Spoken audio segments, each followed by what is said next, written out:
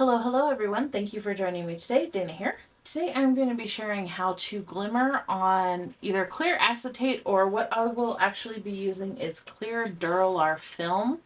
And the pad looks like this. This is very similar to acetate. You just want to be careful with the acetate if you choose to go that route. You want to make sure that it's heat sensitive or not heat sensitive. You want to make sure that you can use heat on it, whichever way you want to say that. It's been a long day, y'all. I just got off work. But this is what I will be using today. And then the Better Press set that I'll be using is this one. This is the Happy Birthday Upright Italic. This is a new release from Spellbinders. In this release, it also came with a thinking of you and a thank you. So those are also available. And I've made cards using all three, which I will show you at the end. And of course, as always, a full supply list will be in the description box below. At this point is in the description box below.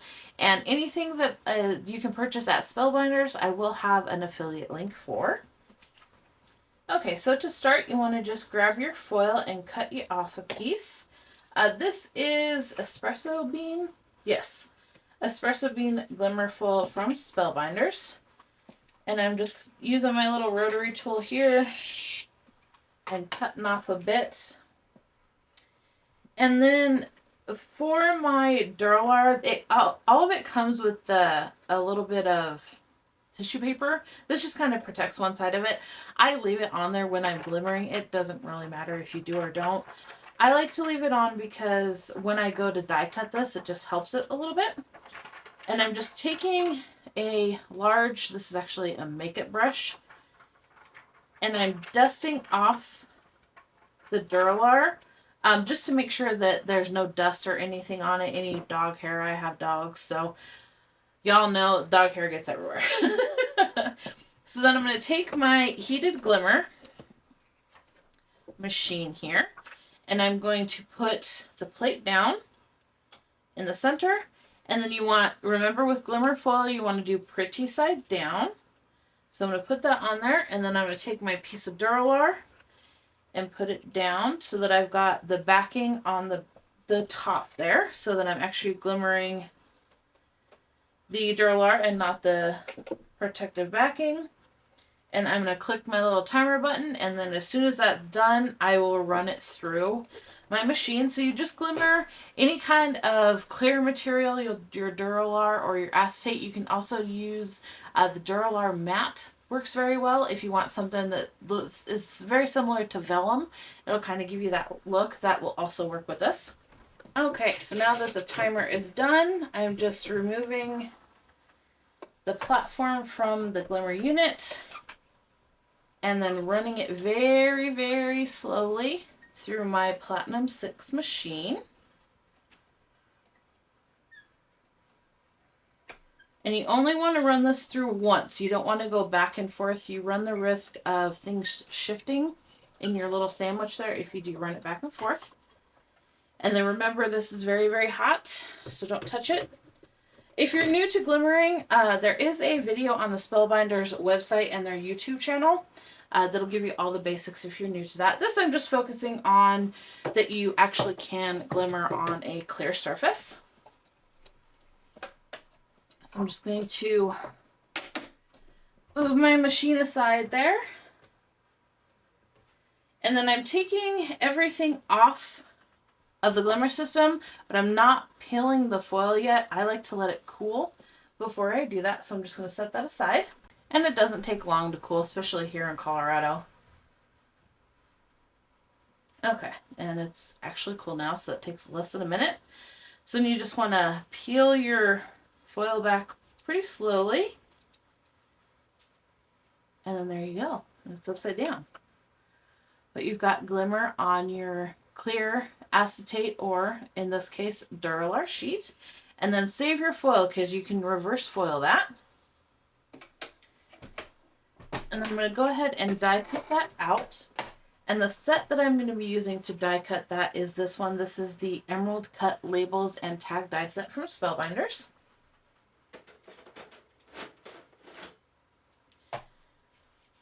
Now, what I've found, a good trick that I found when you're die cutting something other than paper, like a clear Dura-Lar or an acetate or even a vellum, is you want to kind of do your sandwich a little bit different. And the way I do that is this is just a piece of regular copy paper. I put that down on my cutting mat. And then I put the surface that I'm going to die cut on. And face down, I put my die. Let me line that up real quick here. That looks good. And I'm going to tape this down because I am going to run this through a couple times. And that bottom sheet will just give your die a little bit something to kind of chew on. So to speak, it'll give it something to grab onto. And then I also put a sheet on top of my cutting plate, or in between my cutting plate and then what I'm die cutting. That just helps protect whatever I'm die cutting, because I have a tendency to color my own papers with distress inks and stuff. And a lot of times I don't wait till they're dry. And I can't tell you how many times I've gone to die cut something and there's been ink on my cutting plate and I ruined whatever I was die cutting. So yeah, now I keep a piece of paper on there because then I can tell. And I'm just running that through a couple of times just to make sure it's die cut all the way through.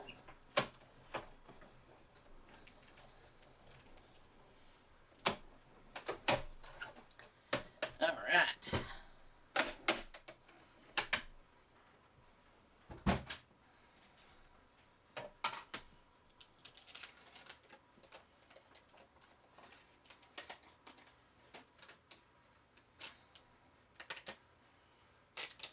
There we go. It did cut all the way through. And then using that same die set, I just cut out a piece of cream cardstock, and then this has just been ink smushed with old paper, a little bit of old paper distress ink. And then I also created two other elements using that same die set. So I did a frame, and this is inked in pumice stone. And then this will be part of the base, it'll be a layer of the base. And then this is inked in ground espresso, distress ink. And the best way that I've found to adhere anything that's non-porous to paper is actually using the Distress Collage Medium Matte. And I do it in the bottle. If you just have the tub, you can always use that and just apply it with a paintbrush. And I'm just going to apply that around my frame.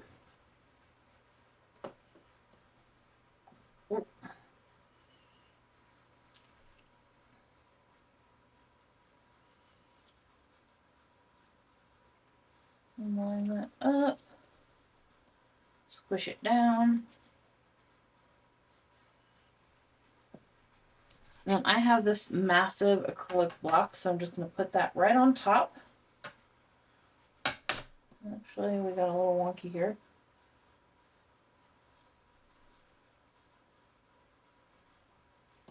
Okay, there we go. Now I'm going to put the plate on top and let that dry, and I'll be right back. Okay, so I went ahead and added the foam tape to my little shaker here. And I'm going to go ahead and fill it. First, I have these very old mica flakes. Some of you may actually still have these in your stash. They were from Spellbinders many moons ago, but if you still have these, break them out. Actually use them. These are like more than a decade old, so use them. No hoarding. I know we want to, but no hoarding. And then I'm going to use a little bit of, this is the Distress Chunky Glitter, and I just colored it with a little bit of alcohol ink, and I used mushroom and latte, I believe, for that. And then I'm going to use some little kind of grayish off brown sequins that I have. No idea where those came from. And some seed beads, if I can find my container for my seed beads. There they are.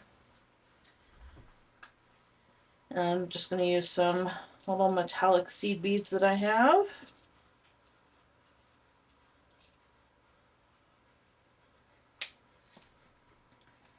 And then what I like to do with my shakers, because I have trouble lining things up a lot of the time. Those of you who watch my channel, I don't do things straight. It's all straight-ish. So things are no different with shaker cards. So one thing that I like to do, just to kind of give myself a little bit more wiggle room, is to thoroughly coat the foam adhesive with some liquid glue. So then that way, it just gives me a little bit more wiggle room so that I can move my backing piece around if I need to. Which most of the time I do. And this is very sticky. This is just some relatively inexpensive foam tape that I got off of Amazon. And it is definitely sticky.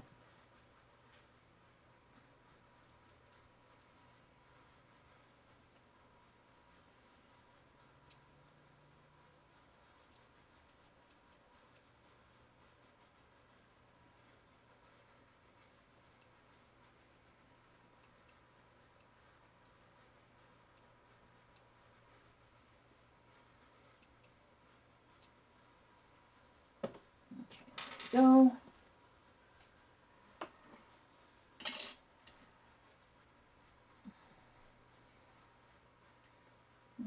Line it up best I can here.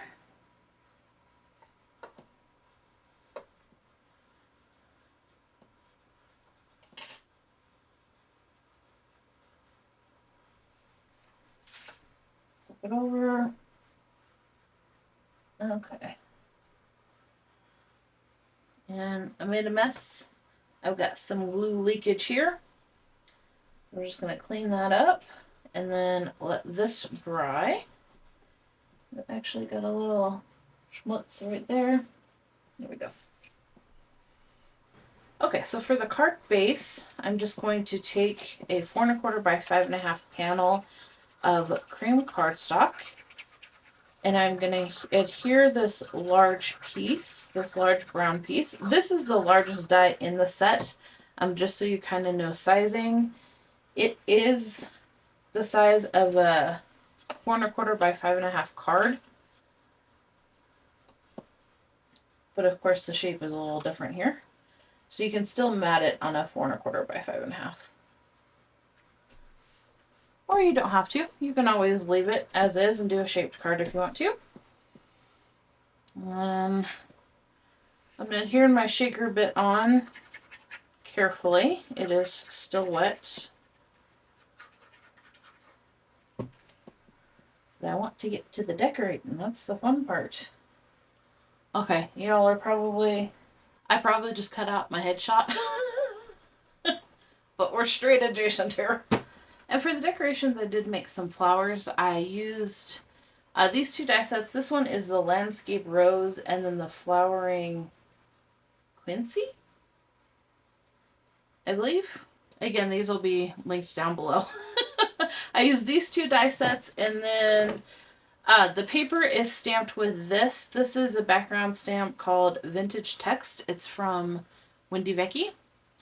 And then the papers were colored with Weathered Wood Distress ink and then a Speckled Egg Distress ink.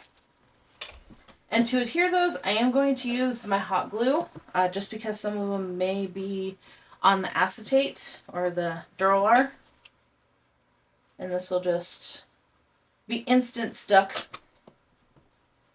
So the biggest one I'm going to put down in the corner here without covering up too much of the B, so you can still read that it says happy birthday.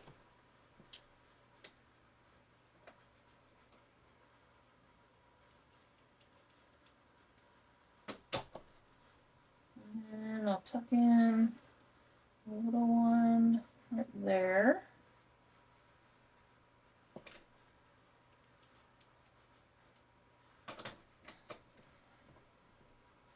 And then another little one right there. And if you get glue stringies everywhere, when you're done, if you just take your heat tool and blow over your project a little bit, it'll get rid of those for you. And then I also made some leaves that are from the same die sets here. And then these were colored with shabby shutters and peeled paint.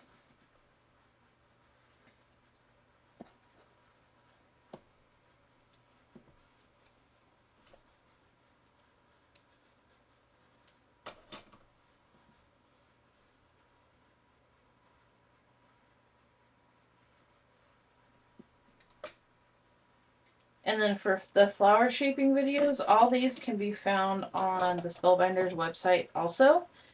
Admittedly, when I first get the die set, I will watch the videos just to kind of see if there's any new tricks that I can pick up.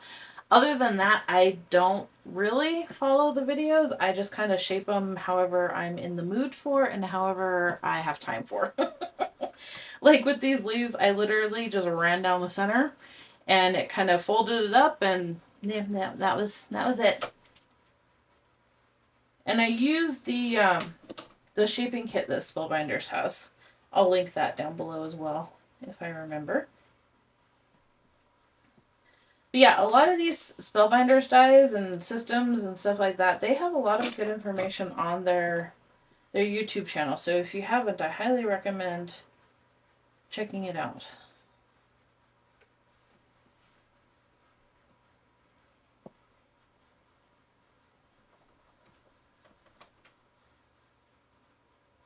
And of course, you don't have to shape them if you don't want to. Or you can use any of your pre-made flowers. Prima, I Am Roses does some. I think Michaels may still do their own in their Reflections line. Not entirely sure. It's been many moons since I've bought paper crafting stuff from Michaels. So, and a lot of that is because I have enough stuff. I don't need any more.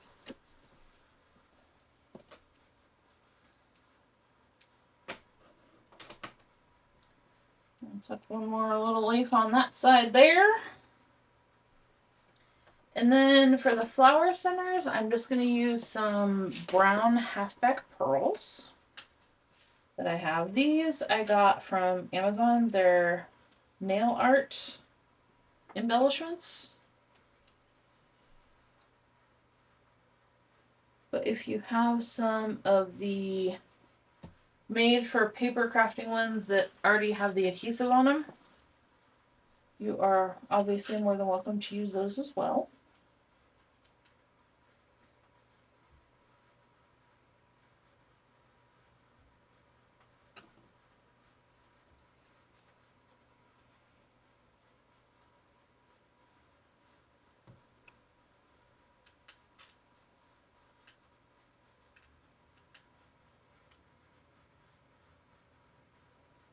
And for these, I prefer my bent tweezers to pick them up. Straight tweezers, they don't do too well. I end up chasing my gems around everywhere, and yeah, I don't want to do that.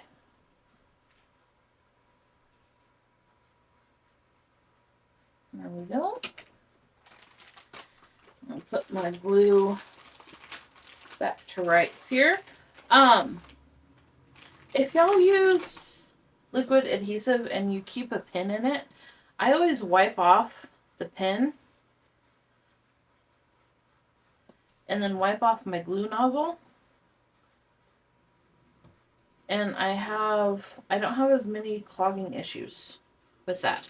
Or with these ones, the metal tip ones, I don't know if you can see that.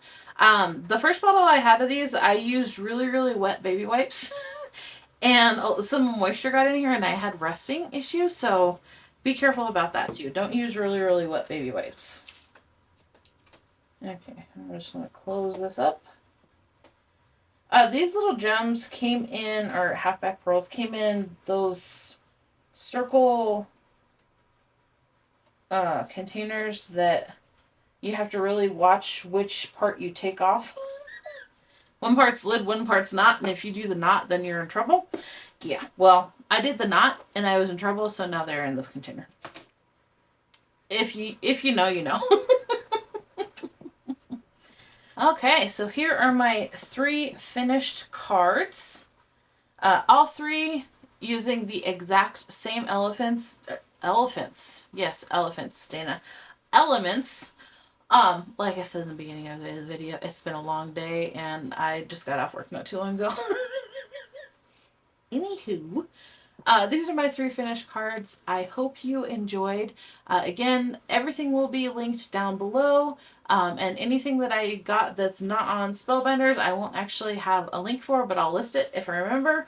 And yeah, if you enjoyed the video, please do consider subscribing to the channel, liking the video, and I will see you all in the next one. Bye!